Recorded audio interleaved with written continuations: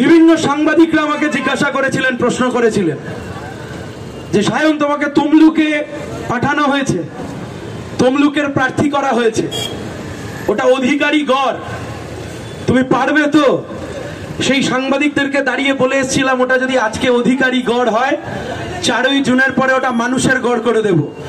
25 তারিখের ভোট গোটা বাংলার মানুষ বুঝে গেছে, সিপিআইএম ছেড়ে কথা বলবে না, মাথা তুলে দাঁড়িয়ে কথা বলবে। লাল ঝান্ডা জেতবার জন্য লড়তে নেমেছি, মাথা নিচু করে নয়, মাথা উঁচু করে লড়াইটা করতে নেমেছি। লড়াই করছি খেটে খাওয়া মানুষের জন্য, ছাত্র, যুব, শ্রমিক, কৃষক সবার জন্য, একটু ভালো করে বাঁচবার জন্য, বেকার ছেলে মেয়েদের কাজের জন্য। এই বিজেপির সরকার ক্ষমতায় আসবার সময় প্রতিশ্রুতি দিল বছরে 2 কোটি করে ছেলে মেয়েদের নাকি চাকরি হবে, বছরে 2 কোটি ছেলে মেয়েদের কাজ হবে। আপনাদের কাছে জানতে চাইছি, বছরে 2 কোটি চাকরি মানে 10 বছরে 20 কোটি চাকরি হওয়ার কথা। অন্যদিকে তৃণমূল কংগ্রেসের সরকার প্রতিশ্রুতি দিয়েছিল আমাদেরকে ডবল চাকরি হবে, একটা দেওয়ার মুরদ নেই, আবার নাকি ডবল দেবে। আসলে নিজের ভাইপো ডবলে আছে, এক হাতে গরু এক হাতে কয়লা। ওই জন্য বলেছিল গোটা রাজ্যের ভাইপো ভাইজিদের ডবল চাকরি দেবে। চোখ খুলে তাকিয়ে দেখুন, ক্লাবগুলোকে কিছু পয়সা দেওয়া ছাড়া এই সরকারের অৌকাত নেই যে কর্মসংস্থান তৈরি করে ছেলে মেয়েদের হাতে 2-10টা কাজ তুলে দেওয়ার।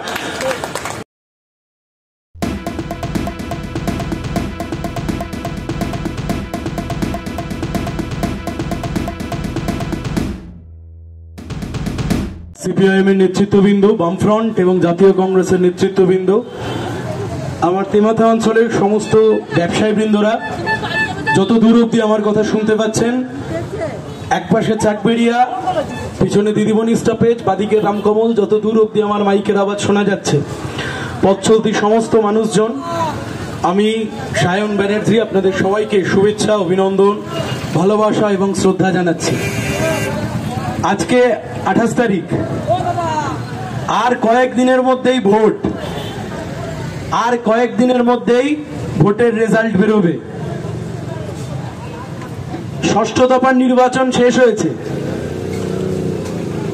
শেষ দফার নির্বাচন যখন লড়তে যাই, পার্টি যখন ক্যান্ডিডেট করে পাঠিয়েছিল তমলুকে, সেই সময়তে বিভিন্ন সাংবাদিকরা আমাকে জিজ্ঞাসা করেছিলেন, প্রশ্ন করেছিলেন যে সায়ন, তোমাকে তমলুকে পাঠানো হয়েছে, তমলুকের প্রার্থী করা হয়েছে, ওটা অধিকারী গড়, তুমি পারবে তো?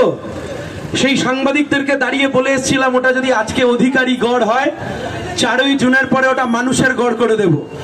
25 তারিখের ভোট গোটা বাংলার মানুষ বুঝে গেছে, সিপিআইএম ছেড়ে কথা বলবে না, মাথা তুলে দাঁড়িয়ে কথা বলবে। লাল ঝান্ডা জেতবার জন্য লড়তে নেমেছি, মাথা নিচু করে নয়, মাথা উঁচু করে লড়াইটা করতে নেমেছি।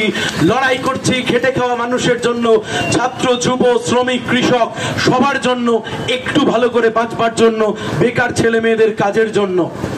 কিসের জন্য লড়ছি, কেন লড়ছি, কি দাবি? এমনি লড়াই, শুধুমাত্র কোনো মুখের বিরুদ্ধে লড়াই, শুধুমাত্র মোদির মুখ ভালো লাগে না, মমতা ব্যানার্জির মুখ ভালো লাগে না, হতে পারে না। আমরা সামগ্রিকভাবে গোটা রাজ্যের মানুষকে বলেছি, এই যাদবপুরের দিকে বলেছি, এই তেমাথা অঞ্চলের মানুষকেও আমরা জানিয়ে দিতে চাই, একদিকে কেন্দ্রের বিজেপির সরকার যেভাবে প্রতিনিয়ত পেট্রোল, ডিজেল, রান্নার গ্যাস, কৃষকের সার, একের পর এক জিনিসের দাম বাড়লো। কি না প্রতিশ্রুতি দিয়েছিল এই বিজেপির সরকার। প্রতিশ্রুতি দিয়েছিল, যদি ক্ষমতায় জিতে ফিরে আসি, যদি 2014 সালে ক্ষমতায় আনো, তাহলে আমি জিনিসের দাম কমিয়ে দেব। এখন বিজেপির একটা মজা আছে, আজকের যারা বিজেপি, এদেরকে যদি ধরে আপনি জিজ্ঞাসা করেন যে ভাই পেট্রোলের দাম 105 হলো কেন, মোদিজি তো 2014 সালে বলেছিলেন যে 70 টাকা আছে 30 টাকা করে দেব, এরা আপনার হাত ধরে বলবে, দাদা তখন আমি বিজেপি করতাম না, আমি এ প্রশ্নের উত্তরটা দিতে পারবো না। কথা খুব পরিষ্কার, এই বিজেপি কি প্রতিশ্রুতি দিয়েছিল? জিনিসের দাম কমাবো, পেট্রোলের দাম কমাবো, ডিজেলের দাম কমাবো, রান্নার গ্যাসের দাম কমাবো, বিদেশ থেকে কালো টাকা নিয়ে আসবো, বছরে 2 কোটি ছেলে মেয়েদের কাজের ব্যবস্থা করে দেব, কৃষকের সারের দাম কমিয়ে দেব, 100টা স্মার্ট সিটি তৈরি করব। আজকে 10 বছর ধরে একটা কেন্দ্রের সরকার চলবার পরে আমরা যদি জানতে চাই, এই বিজেপি যেদিন ক্ষমতায় এসেছিল সেই দিনকে পেট্রোলের দাম ছিল 70 টাকা, আজকে পেট্রোলের দাম 105 টাকা। যেদিন ক্ষমতায় এসেছিল সেদিন ডিজেল ডিজেলের দাম ছিল 65 টাকা, আজকে ডিজেলের দাম হয়েছে 91 টাকা।